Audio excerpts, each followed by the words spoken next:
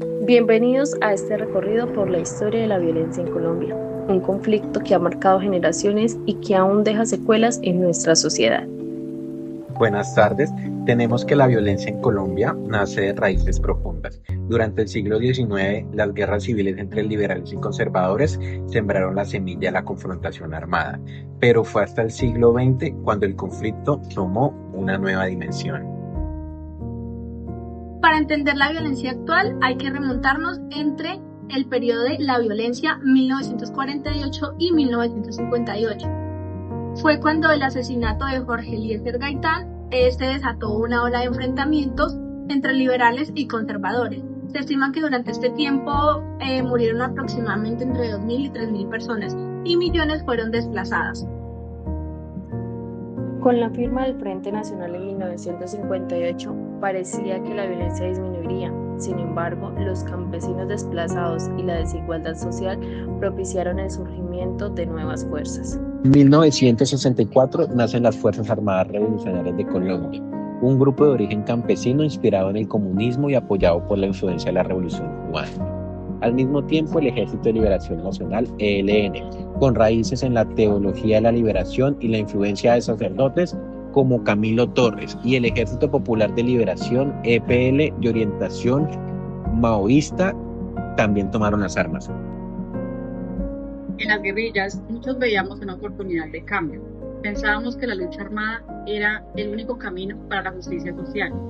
Pero con el tiempo, la guerra se convirtió en una tragedia sin fin. En los años 80, el narcotráfico comenzó a infiltrarse en los grupos armados, lo que distorsionó sus ideales. A finales de los años 80 y 90, la violencia tomó otro matiz con el auge del paramilitarismo.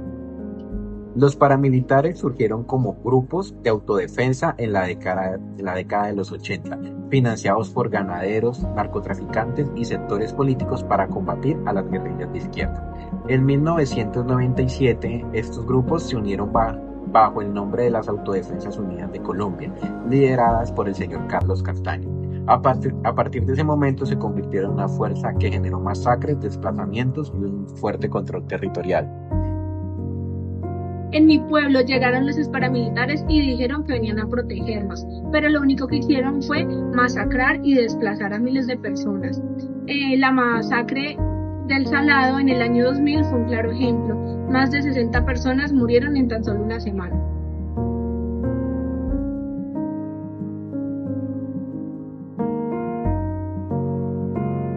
El conflicto armado ha estado marcado por hechos dolorosos que no podemos olvidar. El 6 de noviembre de 1985, el grupo M-19 tomó el Palacio de Justicia en Bogotá. La respuesta del Estado fue una toma brutal que dejó casi un centenar de muertos, incluyendo 11 magistrados de la Corte Suprema de Justicia. Hasta el día de hoy, muchas desapariciones siguen sin resolverse. En 1997, la masacre de Mapiripán dejó al descubierto la crueldad de los paramilitares. Con la complicidad de algunos sectores del ejército, más de 49 personas fueron asesinadas brutalmente. En 2002, la masacre de Bojayá nos mostró el horror de la guerra. En medio de un enfrentamiento del Alfán y los paramilitares, una bomba lanzada a la guerrilla cayó sobre la iglesia y se refugiaban más de 100 civiles.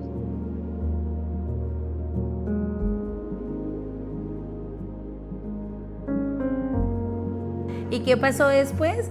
¿Todo esto sirvió para algo? ¿Aprendimos algo como sociedad? En 2016, la firma del acuerdo de paz entre el gobierno y las FARC trajo esperanza, pero aún hay desafíos pendientes. En el día de hoy, el narcotráfico, la violencia de grupos disidentes, la falta de implementación total de los acuerdos siguen siendo problemas muy graves. En varias regiones los grupos armados siguen disputándose el control de los territorios. Muchos dejamos las armas porque entendimos que la guerra no era la solución, pero necesitamos oportunidades reales para la reintegración. Sin empleo ni educación, muchos combatientes corren el riesgo de volver a las armas.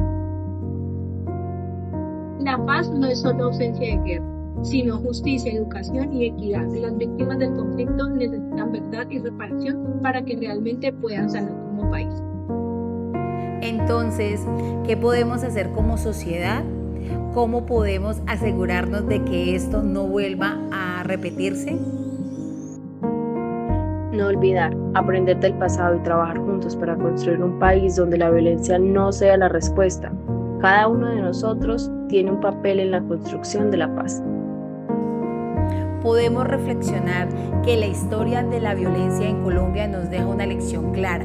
La guerra solo trae dolor, división y sufrimiento. A lo largo de los años, miles de vidas se han perdido y comunidades enteras han sido destruidas. Sin embargo, también hemos visto la resiliencia de un pueblo que lucha por la paz y la justicia.